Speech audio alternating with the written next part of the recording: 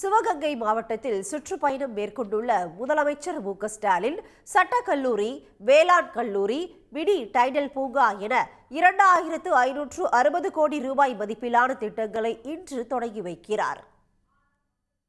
முதலமைச்சர் மு க ஸ்டாலின் சிவகங்கை மாவட்டத்தில் 2 நாட்கள் சுற்றுப்பயணம் மேற்கொண்டுள்ளார். முதல் நாளான நேற்று சிராவயலில் காந்தியும் கம்யூனிஸ்ட் தலைவர் ஜீவானந்தமும் சந்தித்துக் கொண்ட வரலாற்றை நினைவு கூறும் வகையில் 3,27,00,000 ரூபாயில் கட்டப்பட்டுள்ள நினைவரங்கத்தை முதலமைச்சர் திறந்து வைத்தார். இந்த விழாவில் முன்னாள் ஒன்றிய அமைச்சர் ப. சிதம்பரம், இந்திய கம்யூனிஸ்ட் மாநில செயலாளர் வீரபாண்டியன், முன்னாள் செயலாளர் முத்தரசன், மார்க்சிஸ்ட் கம்யூனிஸ்ட் மாநில செயலாளர் சண்முகம் உள்ளிட்டோர் பங்கேற்றனர்.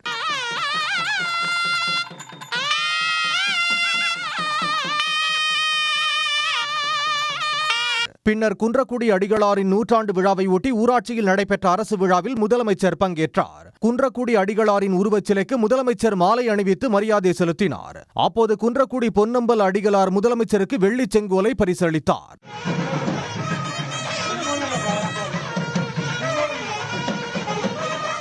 தொடர்ந்து காரைக்குடி அடுத்த கழனிவாசலில் திராவிட இயக்கத்தின் முன்னோடி கவிஞர் வீறுகவி முடியரசனாரின் உருவச்சிலை மற்றும் மண்டபத்தை முதலமைச்சர் திறந்து வைத்தார்.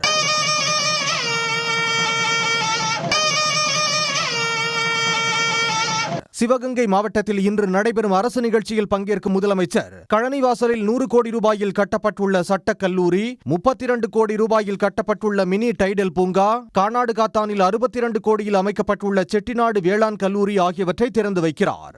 அத்துடன் 13 கோடி ரூபாய் மதிப்பிலான 28 திட்டங்களுக்கு அடிக்கல் நாட்டி 15,500 பயனாளிகளுக்கு நலத்திட்ட உதவிகளையும் முதலமைச்சர் மு க ஸ்டாலின் வழங்க உள்ளார். உடனுக்குடன் செய்திகளை தெரிந்து கொள்ள சன் நியூஸ் பெல் ஐகானை கிளிக் பண்ணுங்க.